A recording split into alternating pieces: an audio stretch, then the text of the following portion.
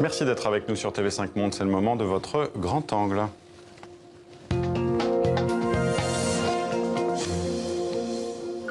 Et aujourd'hui, on va s'intéresser à un grand écrivain francophone, une des figures de la scène littéraire belge, Pierre Mertens, prix Médicis en 1987 pour Les Éblouissements. Un homme engagé, en place sur la scène publique, en prise aussi avec les débats et les réalités de son pays. Et c'est à lui et de son vivant, Jean-Pierre Orban, que vous avez décidé de consacrer une biographie. Pierre Mertens, Le siècle pour mémoire, édité aux Impressions Nouvelles. Merci, d'être avec nous. Merci. D'abord, Jean-Pierre Orban, il faut rappeler donc l'importance de Pierre Mertens en Belgique, pour ceux qui ne le savent pas, importance littéraire et médiatique.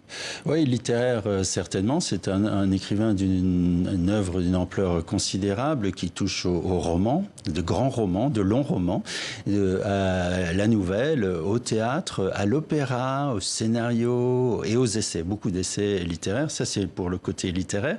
Et puis le côté, politique au sens très large du terme, juridique aussi. C'est un homme qui a été sur C'était sa formation de départ. Et c'est un juriste qui a été toute sa carrière professeur des droits de l'homme à l'université de Bruxelles, et donc qui est engagé sur les terrains en tant qu'observateur judiciaire en Amérique latine, en Europe centrale, etc., qui est aussi sur le terrain israélo-palestinien, très important terrain pour lui, et puis qui, comme vous l'avez dit, en Belgique, prend position chaque fois qu'il y a un débat de société ou un débat politique. C'était de façon très caractéristique, par exemple le drame du Heysel, le drame du football, et il prend position, il va sur les plateaux de télé, chaque fois qu'il se passe quelque chose. Vous le comparez à Bernard-Henri Lévy en France. Oui, alors je compare à Bernard-Henri Lévy en montrant aussi la différence avec la position de l'intellectuel en Belgique et en France. C'est-à-dire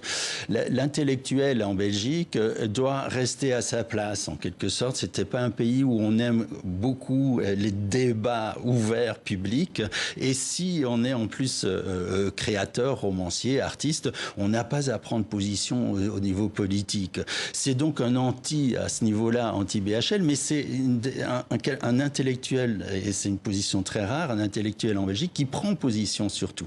Sauf qu'il y a une limite, c'est-à-dire un BHL en Belgique serait inconcevable. D'ailleurs, quand il va en Belgique, il reçoit des tartes à la crème. Voilà, vous le rappelez, de Noël Godin. Voilà. Et Mertens, c'est tout jusqu'à présent éviter les tartes.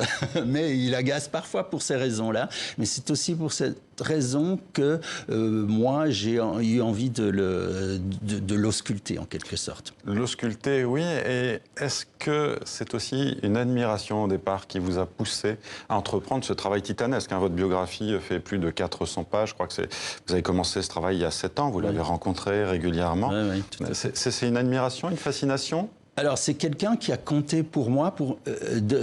J'ai vécu en Belgique jusqu'en 94. C'est quelqu'un qui a compté pour moi dans ma jeunesse et par ses romans, notamment Les Bons Offices en 74, qui est une espèce de déflagration sur la scène littéraire belge, mais qui a compté pour ces raisons-là, parce que moi, je trouvais qu'il n'y avait pas assez de débat, et lui était quelqu'un qui, homme de littérature, prenait position. Donc, c'est à ça, il y a pour l'ampleur de l'œuvre. Et donc, après, si vous voulez, ce qui m'a intéressé, je suis aussi chercheur en littérature, ce qui m'a intéressé, c'est comment il construisait son œuvre et comment l'homme se construisait, parce qu'il s'est vraiment construit. Oui, c'est ça, c'est la question que je voulais vous poser. On a l'impression même que c'est la construction d'un personnage, difficile d'ailleurs d'accès, hermétique, parce qu'il a un discours assez, vous le dites dès le début du livre, assez réglé, il dit un peu toujours la même chose, et vous vouliez aller dans les failles. Oui, tout à fait. Je voulais aller dans les failles qui sont, comme chez tout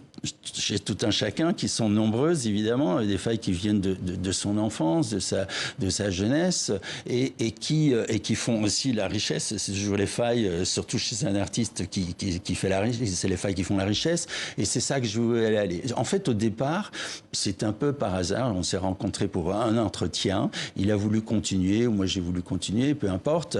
Et on a continué des entretiens jusqu'au moment où je me suis rendu compte qu'en fait, il disait la même chose que ce qu'il avait dit aux autres, que je n'avais pas de scoop, entre guillemets, après l'un ou l'autre petit fait.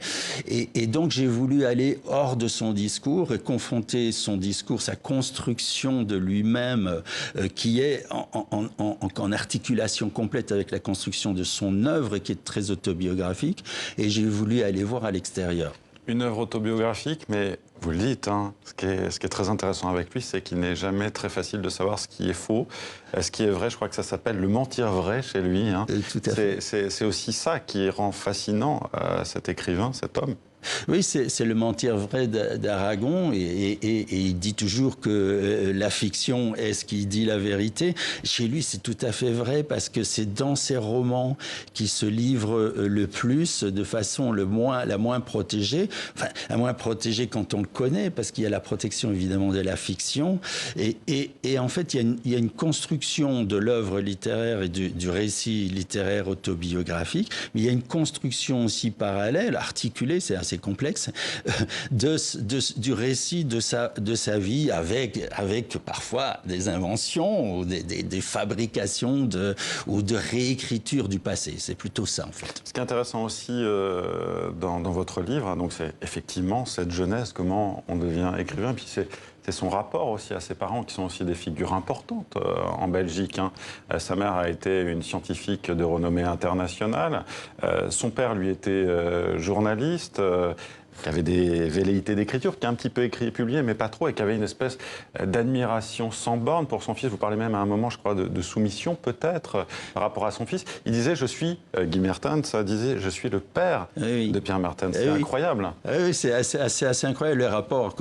À nouveau, les rapports entre Pierre Mertens et son père sont complexes, et la figure de son père l'a influencé peut-être plus que parfois il ne veut le dire, parce que en fait, c'est un homme qui vient du milieu chrétien de gauche, alors que sa mère était plutôt laïque, de gauche aussi. Ce qui les réunit, c'est la gauche. Plus socialiste. Voilà, ouais. Plus socialiste, et même des démocrates chrétiens. Ils étaient divorcés. Il avait accès à 2 bibliothèques, ce qui a fait aussi sa richesse. Absolument, il le dit, c'est sa richesse d'aller d'une bibliothèque à l'autre. D'une part, il lisait du Bernanos, et de l'autre côté, il lisait les écrivains plus communistes. Et cette figure, et ce père avec qui il n'a pas eu des relations simples, et vice-versa, et dit de fait qu'une interview qui ne concernait pas Pierre Mertens, mais lui-même, et il dit, qui êtes-vous, Guy Mertens? Il dit, je suis le père de Pierre Mertens. C'est incroyable. Le choix aussi de Pierre Mertens de rester en Belgique, à Bruxelles, ça c'est un choix aussi très affirmé. Il est parti 1 an, je crois, donc à Berlin, mais ouais. il a voulu rester dans son Mirador, et enfin c'est comme ça qu'il appelle, je crois. Ce que je l'appelle. Que vous l'appelez, pardon, comme ça, son appartement au 7e étage de son immeuble. Il a voulu rester là, alors qu'il y a beaucoup d'écrivains belges qui, pour avoir peut-être une certaine reconnaissance, font le détour par Paris ou s'y installent.